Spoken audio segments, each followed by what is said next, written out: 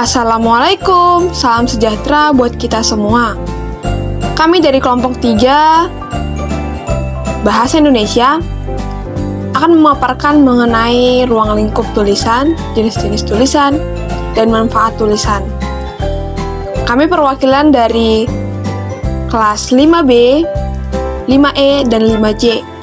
Dan berikut adalah nama-nama anggota yang ikut berpartisipasi dalam mengerjakan tugas kelompok ini.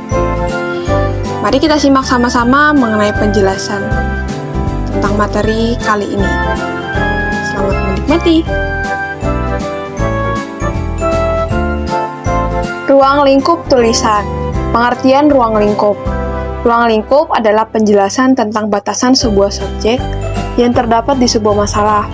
Bila diartikan secara luas, ruang lingkup adalah batasan. Batasan yang dimaksud adalah dalam ruang lingkup bisa berupa faktor yang diteliti seperti materi, tempat, waktu, dan sebagainya. Nah, sementara makna dalam arti sempit ruang lingkup berarti adalah suatu hal atau materi, dan menurut Wikitionary adalah besarnya subjek yang terjangkau.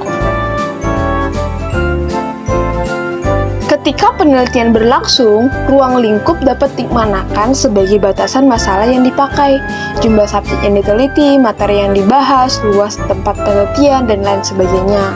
Nah, pada arti yang khusus, ruang lingkup merupakan sebuah metode untuk pembatasan ilmu yang dikaji.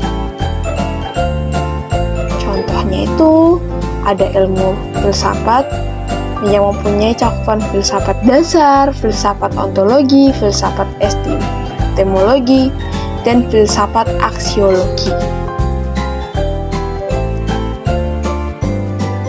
Ruang lingkup tidak hanya mengkaji tentang ilmiah, tapi juga dimanfaatkan untuk pembahasan yang simpel.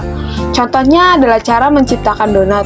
Nah, pada cakupan menciptakan donat, tentu pembahasannya berkisar tentang bahan baku donat, jenis tepung, teknik penggulungannya. Tentu saja dibahas tentang parameter tentang donat, kualitas, riset, pengembangan, dan kegunaannya. Selanjutnya, ruang lingkup dalam proposal. Di sini ada beberapa struktur proposal secara lengkap. Jenis-jenis tulisan. Secara garis besar, tulisan dibagi dua macam tulisan. Pertama ada fiksi, kedua non-fiksi. Nah, fiksi adalah tulisan berisi cerita, rekaan, khayalan, tidak berdasarkan kenyataan atau fakta, dan mengandalkan kekuatan imajinasi. Contohnya, tulisan fiksi adalah cerita pendek atau cerpen dan novel. Non-fiksi adalah tulisan berdasarkan fakta atau kenyataan. Tulisan non-fiksi ini berisi informasi karena disebut juga dengan karya informatif, seperti tulisan jurnalistik, seperti berita, artikel, kolom, feature, dan esai.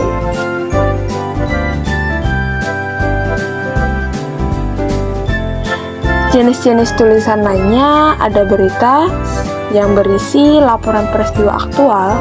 Kedua, ada juga artikel atau opini yang berisi tentang pendapat subjektif penulisnya tentang suatu masalah atau peristiwa di media massa.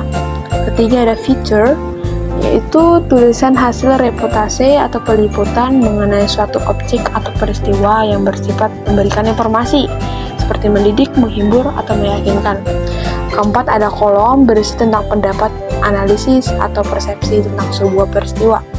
Kelima, ada tajuk masalah, yaitu yang dibuat oleh redaksi sebuah media berisi pandangan.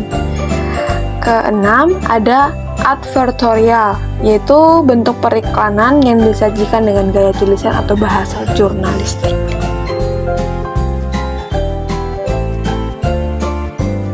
Empat jenis tulisan berdasarkan tujuan.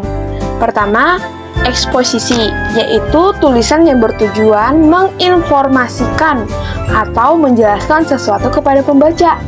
Kedua, persuasi, yaitu tulisan yang berisi pendapat penulisannya guna mempengaruhi, meyakinkan, dan mengajak pembaca agar melakukan sesuatu.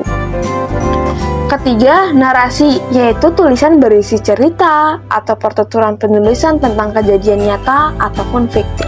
Keempat, deskripsi, yaitu karya tulisan berisi gambaran detail tentang suatu baik fiksi maupun non-fiksi. Jenis tulisan esai. Nah, menurut Kamus Bahasa Indonesia, esai adalah sebuah karangan atau tulisan yang membahas masalah sepintas dari sudut pandang pribadi penulis. Struktur esai terdiri dari pendahuluan, pembahasan, dan penutup. Pendahuluan berisi latar belakang, identifikasi masalah, pembahasan berisi ulasan pokok, penutup berisi kesimpulan atau rekomendasi. Manfaat membuat tulisan. Di sini mengetahui kemampuan dan potensi diri serta pengetahuan kita tentang topik yang dipilih. Dengan mengembangkan topik itu, kita terpaksa berpikir, menggali pengetahuan dan pengalaman yang tersimpan di bawah sadar.